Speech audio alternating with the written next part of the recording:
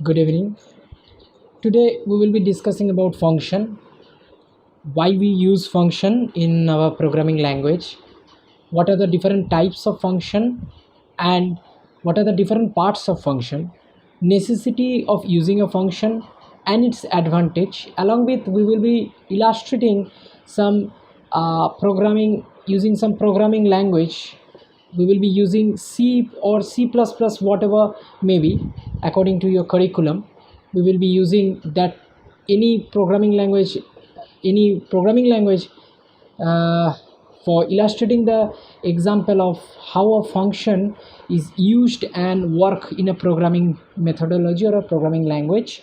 We will be here using C++ as our vehicle language, and we will try to understand how this function actually works to solve a big problem in our programming methodology.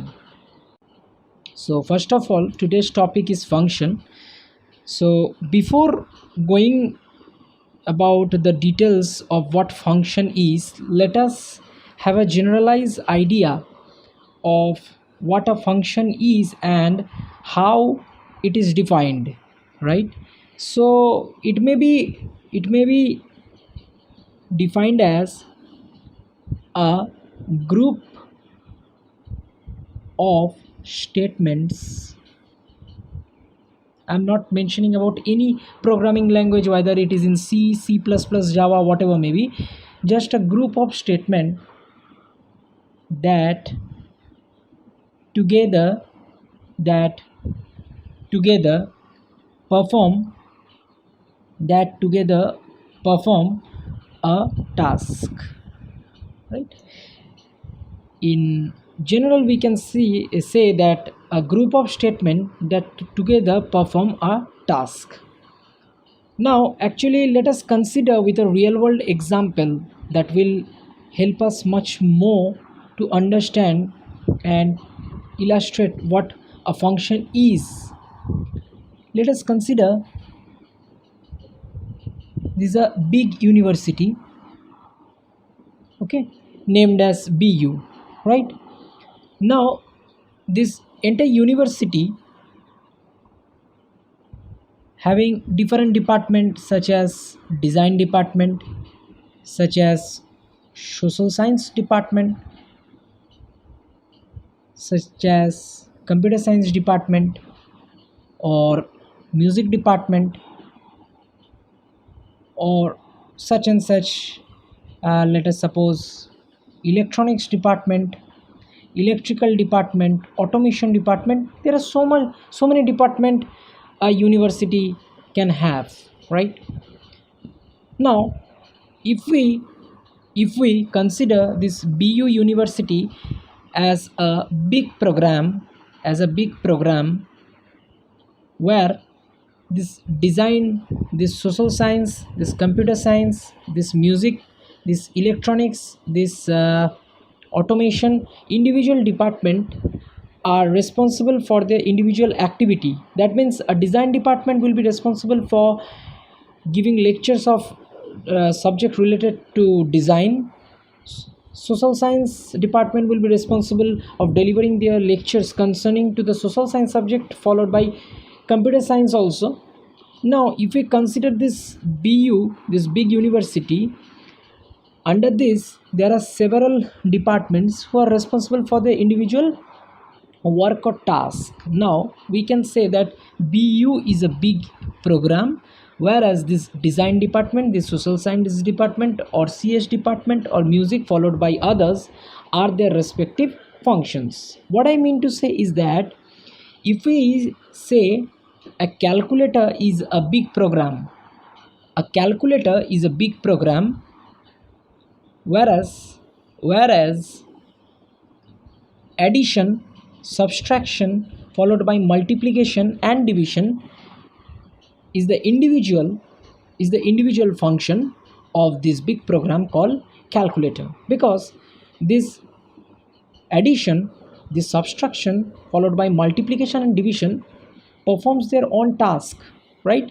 When you press the button of addition, so you have two numbers considered as 3 plus 2. When you press the button of plus, so it will show you the summation of 3 plus 2 is 5. When you do 3 minus 2, it will give you 1, right? Because minus, that is subtraction, when you press the button of minus, it will be deducting 2 from 3. When you press the button of addition, it will be adding 3 with 2 and will produce you the result over here, right? So this is the individual task that this button or this function, maybe coined as, will be performing, whereas this calculator is a big program under which this addition or subtraction or multiplication is the individual function that performs its special task. Now, apart from this generalized idea what a function actually used in program, or how a function is illustrated in our program, we may say that this function has three parts. This function has three parts, right? Function has three parts. Okay, this function has three parts. Part number one is my function prototype declaration.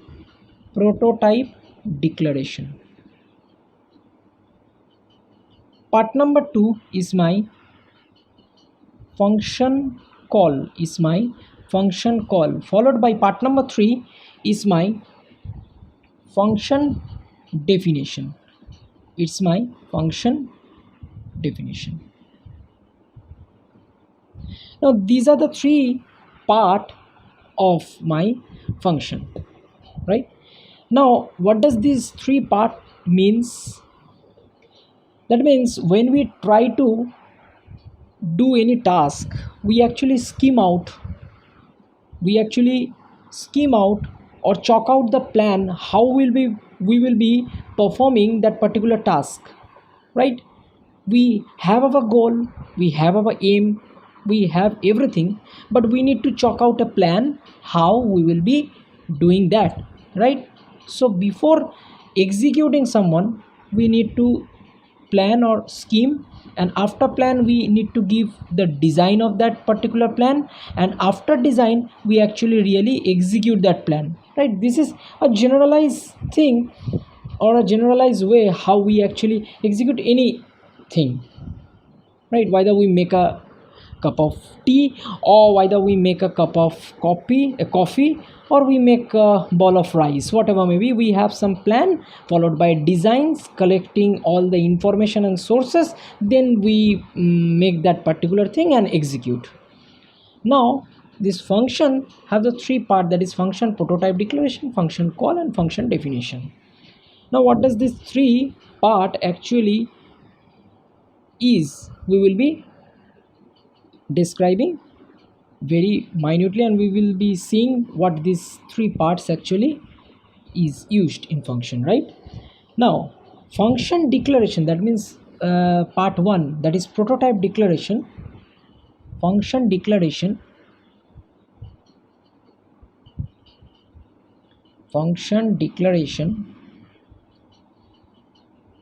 tells the compiler, here compiler will be anyone depending upon the vehicle language that you are using, tells the compiler about its name, return type, and parameters, right? So function declaration tells us or tells the compiler about its name, return type, and parameter, right? Now function call is used to actually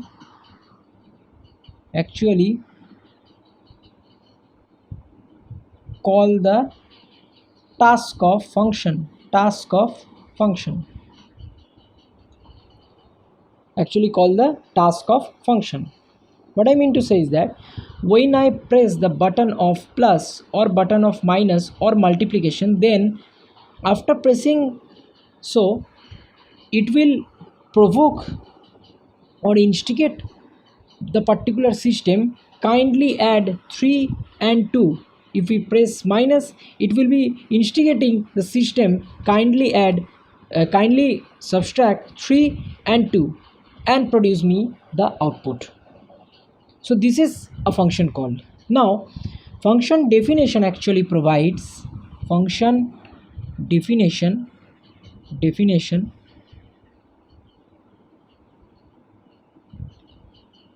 actually provides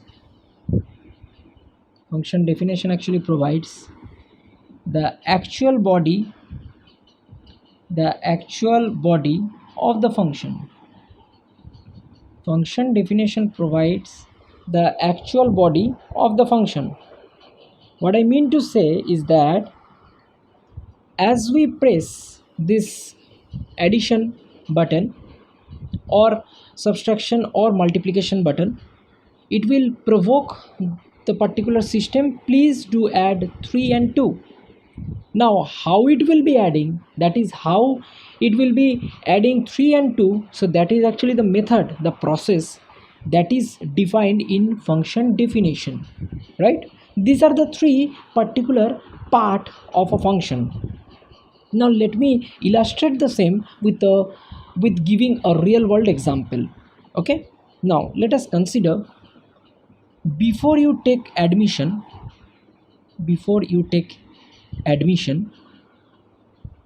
in any college or school or university, whatever may be, before you take admission, let us suppose you are taking admission in a XY institute, right? So they have some eligibility criteria that this percentage of marks or this is the age limit or this cutoff you will be having for entry in this course and that course. So after you come having the eligibility, you will be able to enter in this university. Now after taking admission, you are provided with brochure, right, where your examination scheme, that is exam system and exam scheme is given over there, right? So now let us consider in case of engineering, let us consider we have 2 semesters in a year, right? Now while you are in very first year, so your college or your university gives you a prescribed format of syllabus where there is written that you will be having 2 internals. After completion of 2 internal, you will be having 1 semester, right? After completion of another semester, you will be having another 2 internals followed by another semester, and then you will be promoted to the next year, right? So what actually happens over here, that once you get the exam scheme after your admission, that will be termed or can be coined as function prototype declaration. Why is it so? Because you have a rough or a brief idea how you are going to complete your course or how you are going to actually complete your course and how you face your examination, right? This is what your function declaration is, or a function prototype declaration is, right? Now once you get the scheme, now let us suppose we say that your examination is knocking at the door. Now let us suppose you have got another notice that your examination will be starting from 17th April and will continue till 18th of May. Let us suppose that means you have the idea that your examination will be from 17th April to 18th May, right? So this is what is function call. That means your examination schedule or your examination inter pro forma is listed to you, that your final call is done on from this day to this day your examination will continue. Now once You are in an examination hall, you will be provided with question paper giving the answer sheet, and you have the examination scheme examination scheme. After you get the question paper, that is 10 marks for your MCQ, 10 marks for your broad question, right, and 20 marks for your short question, like this. So this is the actual examination scheme that you are going to face after you are in examination hall. So this can be coined as function definition, right? This can be coined as function definition, right? So your after taking the admission, you know your examination system. This is my function declaration. Once you get the perfect date of your examination, this is my function call. And once you get the entire scheme after your question paper, this is known as the function definition, right? So these are the three parts, that is declaration, call and definition. Okay, these are the three parts of a function. Now with a example, using a vehicle language, we will be using C++ over here. We will be using C++ over here.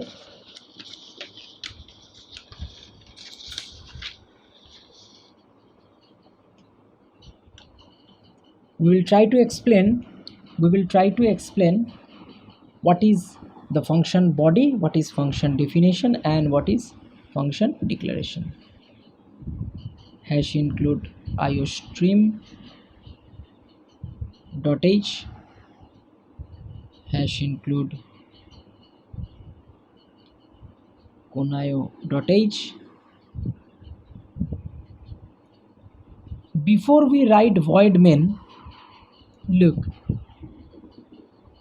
before we write this section of this part, that is void main, we will be writing the function prototype declaration.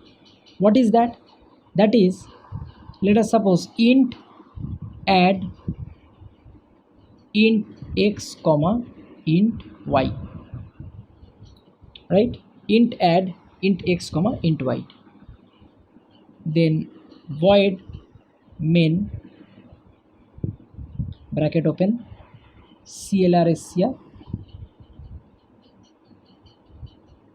int z a comma b cout. We will be displaying a message, enter to number, enter to numbers, C in A and B, Z equals to A comma B, cout result Z get ch, right, get ch. Then int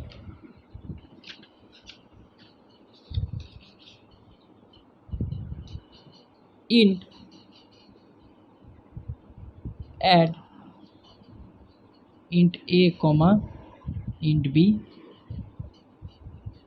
int z equals to a plus b, return z, right? So as you all know that this portion, this has include iostream.h and has include conaio.h, this particular two lines is known as my preprocessor directive. And before writing this main function, we are writing this line, that is int add int x comma int y, this portion, this one. This is known as my function prototype declaration. This is known as my prototype declaration, right? Prototype declaration. Okay, now inside the main function, that is inside this one, inside the main function, this line, that is z equals to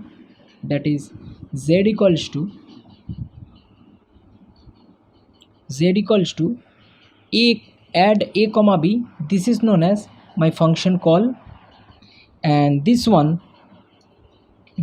portion, this is known as my function definition, right? Now we will be deeply analyzing and try to understand what is actually going on over here, right? Now this portion, that is int x and int y, these two things, this one a comma b, int a int b, these are known as parameters and argument, right? Now int add, while I am telling this one, I am actually informing this compiler that in any portion of the main function there must be a function with name add which can accept two parameters. Both of them are integer type. That means we can take 3 comma 2 or 5 comma 3. We cannot take 5.3 or 4.2 as a parameter over here, right? Because we are taking both of them are integer, right? So this is the prototype declaration. We are actually declaring our compiler that a function with the name called add can appear in anywhere within the main function with these two types of parameter. Both of them are integer, right? This line can also be written as int add int space comma int, like this. This one and this one both are similar. We are actually specifically mentioning x and y, the parameter variable, and we are not mentioning, but we are actually mentioning what type of data are we able to give inside this function called add, right? Now once we see z comma a comma b, these are the three variable. Now we are taking two number, the one in a, another one in b, and z equals to add a comma b, right? Z equals to add a comma b. Now let us suppose in a we are giving 5 and in b we are giving 6. Now 5 plus 6 is equal to 11. Now this 5 is being copied to a, this 6 is being copied to b. Once they are copied over here, they have this function name called add. So the routine will be transferred immediately to this portion, right? Once they are immediately transferred to this portion, this 5 value is being copied over here, this 6 value is being copied over here, right? And once they got this 5 and 6, this variable called z, right, this variable called z, this is called a local variable. We will be demonstrating what is local variable and what is global variable and why it is used in this program. We will be all demonstrating, but for the time being you just know that z is a local variable within this function, where the value of a and value of b both are being copied over here, and this add, that is a plus b addition, is being performed over here, and this value is copied to z, and this z is actually returning the value, this j, it is returning the value over here, and this particular value is transferred to this z, and it is actually displaying the value, right? Okay, so now this portion is the definition of my function. Now you could analyze that when my function is calling, that means when I am giving the value, this is a function call, when I am giving the value, this value is being copied over here, and then the actual task is performed over here. That means within the function definition. That means function definition is that portion of the function which is actually responsible for performing the perfect or specific task, right? If we have given this name of the function as sub, or let us suppose we have given add, but here we have given minus. Instead of plus we are giving minus, so it will be computing not add, it will be computing subtraction over here, because this is just a name, this is just a name, this one and this one is just a name, but actually what my function is performing is over here, right? So this is the main funda and the three portion of a function, that is function prototype declaration, followed by function call, followed by function definition, right? Now you can understand that function declaration tells the compiler about the name, return type of parameter. Function declaration, that means I'm declaring the function about the return type, that is integer, about the name of the function and about the name of the function and parameters, right? So this is the parameters, this is the name of the function, and this is return type. What does this return type actually means? Look, over here I have also written int, over here I have also written int, here I have written main. That means main function is not returning any value, whereas this addition function is returning value, that is integer, right? What does it means? That after computing the addition of 3 and 2 or 5 and 3 or 5 or 6, whatever may be the user, depending upon the user input, it is actually computing its task, and in lieu it is returning the value in the form of integer. That means what I mean to say is that when I am giving 6 and 5, it will compute 6 plus 5 equals to 11, and it will be giving the output 11, right? It don't have the authority to take 6.8 and 5.2, because it cannot take 6.8 and 5.2, right? Why? Because in parameter I have given I have permitted that it can take only integer type of value, right? Now it might happen that in this parameter portion, it might happen I might give that int, right? Int add float x comma float y, that means over here replace this particular line over here, right?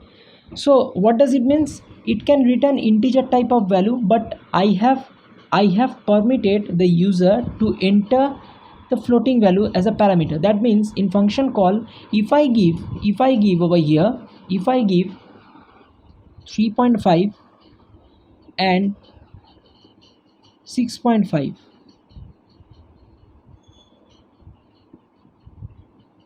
so it will be producing a output of 10, not 10.0. Why? Because it can take 3.5 and 6.5, because I have permitted floating point number over here, but after computation it will be giving 10 as output, not 10.0. Why? Because the return type of this particular function is integer, right? The return type of this particular function is integer.